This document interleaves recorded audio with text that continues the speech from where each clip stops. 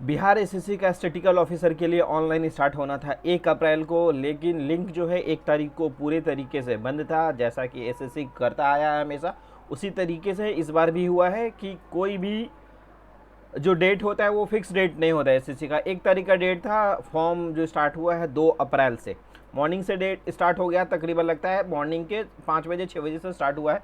तो चलिए वीडियो को इस वीडियो पे हम बात करेंगे एलिजिबिलिटी क्या है, सब्सिडरी वाले फॉर्म को भर सकते हैं कि नहीं भर सकते। उसको जानने के लिए आपको फॉर्म को, वीडियो को पूरा लास्ट तक देखना होगा। मैं अंतिम में फॉर्म भरूंगा, आपको लाइव प्रोसीजर पता चल जाएगा कि सब्सिडरी वाले का ऑप्शन आ रहा है या नहीं आ रहा है। हाँ, और एनसीएल कब का लगेगा, 24 का चल जाएगा या 23? जिनके पास 24 का नहीं बना हुआ है, क्या उनके पास 2023 का है तो 23 का लग जाएगा? वो भी सारा हम इस पे बात करेंगे कि एनसीएल का जो डेट आ रहा है वो कब तक का डेट आ रहा है। और इसका जो एलिजिबिलिटी था, मैं एक बार फिर से बता दे रहा हूँ। ग्रेजुएशन में अगर आपका ऑनर्स इकोनॉमिक्स, मैथ, एस्थेटिक्स कोई एक भी पेपर है तो आप एलिजिबल हैं इस फॉर्म को भरने के लिए। सब्सिडरी वाले ध्यान देंगे, वीडियो के अंतिम तक आपको पता चल जाएगा कि मैं लाइव फॉर्म भर के बता रहा हूँ कि सब्सिडरी का ऑप्शन आ रहा है कि नहीं आ रहा है, वो आप देख लीजिएगा। और बाकी सीट जो है 682 सीट है। फॉर्म का लास्ट डेट 19 अप्रैल है, जो कि 18 दिन टाइम दिया गया है। और पता नहीं सर्वर कैसा रहने वाला है, तो फॉर्म को जल्द से जल्द भर लीजिएगा। बिहार एसएससी का फॉर्म है, 18 दिन डेट दिया गया है। और ग्रेजुएशन लेवल पे जो फॉर्म है 2 साल के बाद आया, तो अब 2 से 3 साल के बाद आया है। सीजीएल आया था इसके पहले। और फी जो है इसका जनरल ओबीसी ईडब्ल्यूएस का 540, एससी एसटी पीएच और फीमेल का जो फी है 135 रुपया। मिनिमम एज 21 साल, मैक्सिमम 37 साल। और मैक्सिमम फीमेल का जो मैक्सिमम एज है 40 साल। एज लिमिट जो 1/8/2024। इसके अलावा बिहार का जो एज रिलैक्सेशन का रूल है, एससी को 5 साल, ओबीसी यानी BC1 BC2, बिहार में BC1 BC2 भी कैटेगरी होता है, तो उन लोगों को 3 साल का छूट दिया गया। चलिए फॉर्म को भरने के लिए हम वेबसाइट पे आ जाते हैं। इसका जो वेबसाइट है बिहार एसएससी, गूगल पे टाइप करेंगे ऑनलाइन biharssc.com, आपके सामने ऐसा इंटरफेस ओपन होगा। तो यहाँ से आपको देखिए अपना एप्लीकेंट, नेम ऑफ एप्लीकेंट यहाँ पे दे देना है। मेल चूज़ कर लेना है, बिहार के निवासी है यस कर लेंगे, अगर बिहार के नहीं है तो नो कर लेंगे।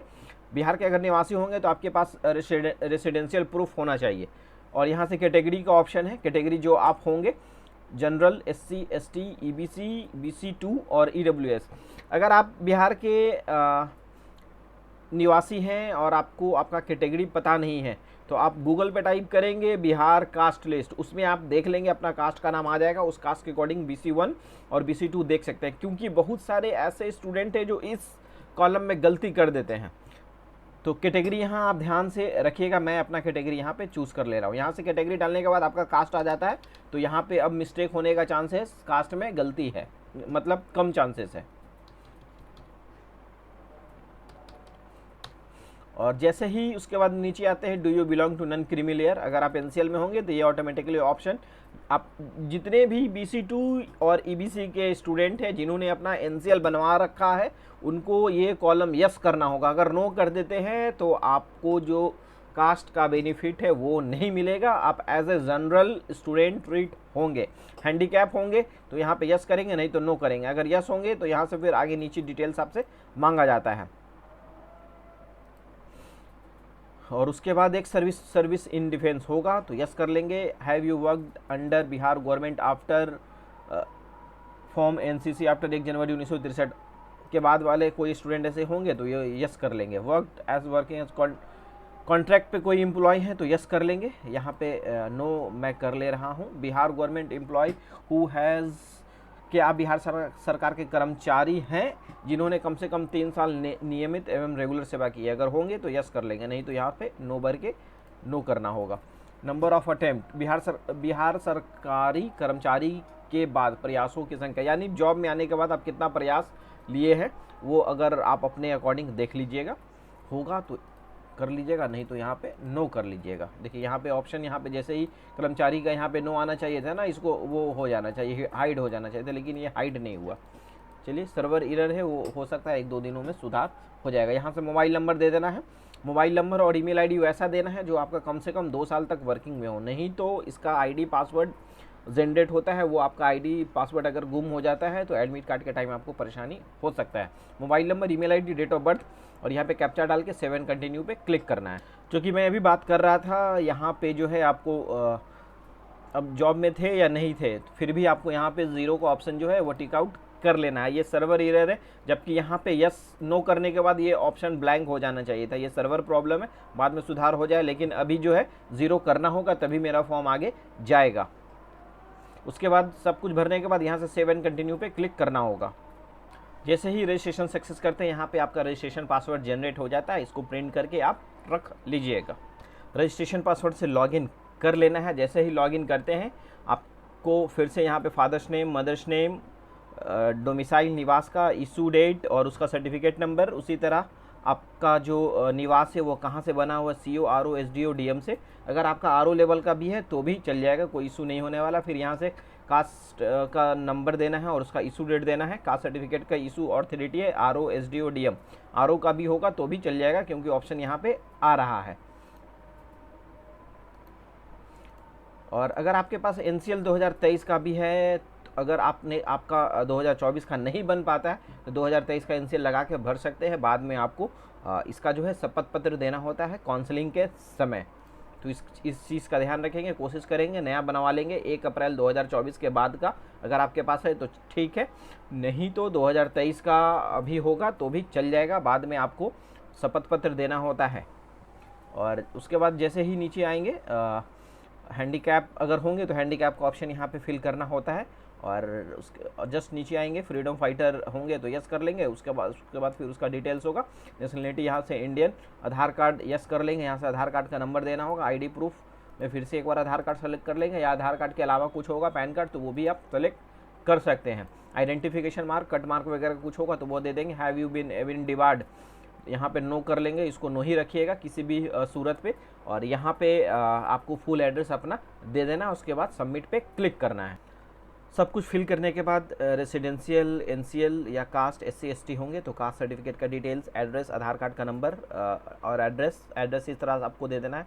पूरा जो एड्रेस होगा यहाँ पे फिल कर लेंगे। उसके बाद विलेज यहाँ पे लिख लेंगे, थाना यहाँ पे लिख लेंगे, पोस्ट ऑफिस यहाँ लिख लेंगे और उसके बाद पिन कोड दे के सबमिट पे क्लिक करेंगे।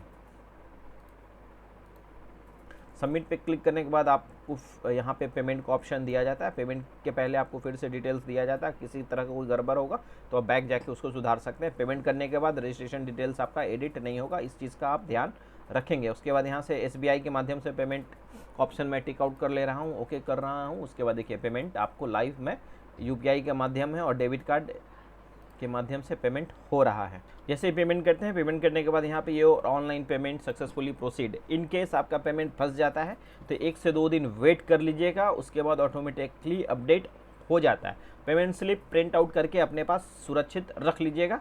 उसके बाद यहाँ पे सेव एंड नेक्स्ट का ऑप्शन है, क्लिक करते हैं। देखिए यहाँ पे जो ऑप्शन आ रहा है क्वालिफिकेशन का, मैट्रिक ऑल सब्जेक्ट का नाम लिख सकते हैं या ऑल भी लिख सकते हैं। यहाँ पे बिहार बोर्ड से होगा बिहार बोर्ड, CBSE से होगा CBSE से, या फिर और किसी बोर्ड से होगा तो वो बोर्ड का नाम लिख देंगे। यहाँ पे टोटल मार्क्स कितना मार्क्स आया है, परसेंटेज ऑटोमेटिकली आ जाता है। सर्टिफिकेट नंबर देना है या मार्कशीट नंबर, दोनों में से किसी एक चीज़ का नंबर आप दे सकते हैं। यहाँ पे दोनों ऑप्शन दिया गया, सर्टिफिकेट नंबर या मार्कशीट। वैसे स्टूडेंट जिनके पास सर्टिफिकेट नहीं होगा मार्कशीट नंबर दे सकते हैं। और यहाँ पे सर्टिफिकेट इशू डेट या मार्कशीट इशू डेट देना है। हाँ, वैसे स्टूडेंट जिनका मैट्रिक का सर्टिफिकेट गुम हो गया था और वो दोबारा से अपना मार्कशीट या सर्टिफिकेट निकाले हैं तो आपका जो दोबारा वाला जो डेट है, नया जो जनरेट हुआ है वो डेट यहाँ पे आपको देना होगा, क्योंकि यहाँ पे सर्टिफिकेट इशू डेट मांगा गया है। इन केस कभी कभी ऐसा होता है कि नया जो इशू डेट है वो मैच नहीं करता है, वो इसलिए लेता नहीं है। लेकिन यहाँ पे उत्तीर्ण करने का तिथि देखिए, यहाँ पे दोनों चीज़ है, सर्टिफिकेट इशू डेट या मार्कशीट डेट, दोनों में से किसी का डेट आप लगा सकते हैं।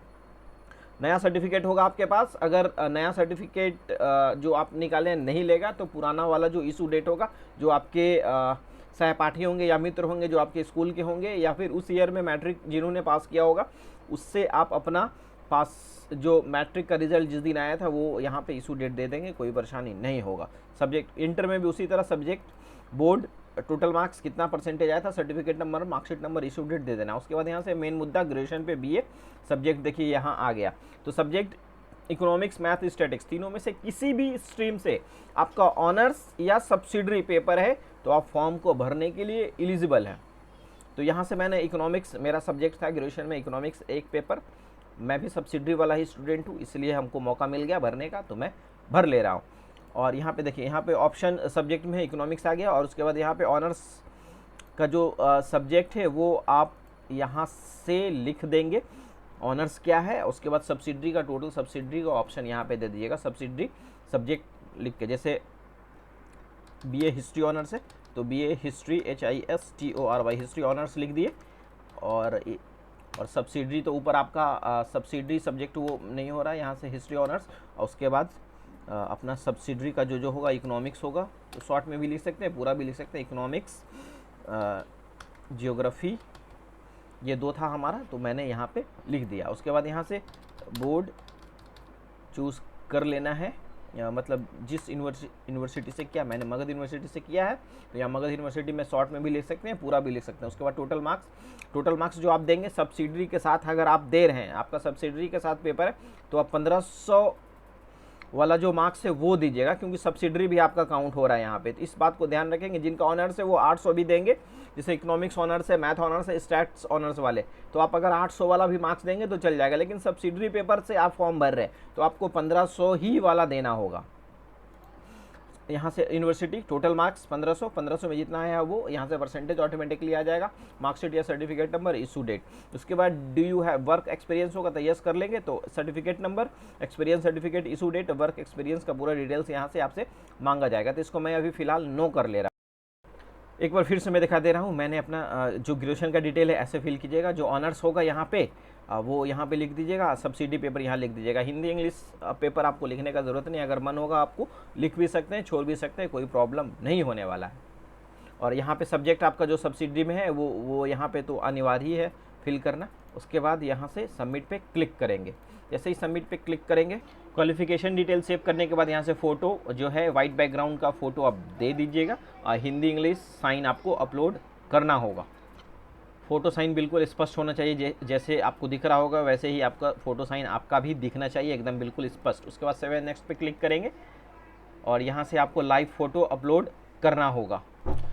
लाइव फ़ोटो इसमें देना है, तो लाइव फ़ोटो का जो आपका बैकग्राउंड होगा, पीछे हमारा जो जैसा दिख रहा है वैसा नहीं कीजिएगा आप, क्योंकि मैं वीडियो बनाने के लिए और आपको बताने के लिए ऐसा कर रहा हूँ। मैं फॉर्म भरूँगा तो मैं भी अपना पीछे वाइट कर लूँगा, प्लेन कर लूँगा, तो आप लोगों को बताने के लिए मैं ये अभी लाइव जो आपको बता रहा हूँ, इसलिए। नहीं तो आप जो फ़ोटो अपलोड करेंगे अपना, वो पीछे प्रॉपरली वाइट बैकग्राउंड होना चाहिए और प्लेन होना चाहिए, किसी तरह का सरफेस दीवार का नहीं दिखना चाहिए। टेक फोटो पे यहाँ से क्लिक करेंगे, यहाँ पे फ़ोटो आ जाता है, सबमिट पे क्लिक करेंगे। सबमिट होने के बाद सेव एंड नेक्स्ट पे क्लिक करेंगे। उसके बाद देखिए डॉक्यूमेंट जो आपको अपलोड करना है, मैट्रिक का मार्कशीट, मैट्रिक का सर्टिफिकेट, 12th का मार्कशीट, 12th का सर्टिफिकेट, ग्रेजुएशन का मार्कशीट, ग्रेजुएशन का सर्टिफिकेट, आधार कार्ड, निवास और caste certificate. Caste SC ST के होंगे तो caste certificate, NCL BC1 BC2 के होंगे तो NCL, और